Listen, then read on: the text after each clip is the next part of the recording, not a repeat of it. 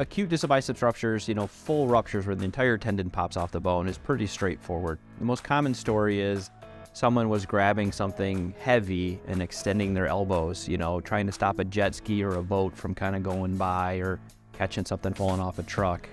We call that eccentric loading, where you load a muscle, but then you kind of lengthen it, make it longer instead of shorter.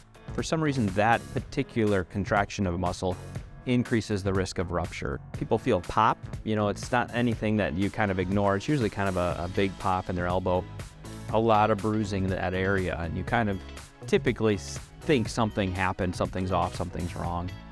Many times we can diagnose this clinically without x-rays or MRI or anything like that by just using our physical exam. It's kind of basic. We do something called the hook test, where you kind of have the patient bring their elbow up and kind of spin their wrist up like this. And then you try to hook that tendon. And usually you start on the normal elbow and say, yep, feel that, that's your distal biceps tendon. And then you have the patient try to do it on themselves on the other side, and they're like, oh, I can't hook that tendon anymore. It's not attached, there's nothing to hook.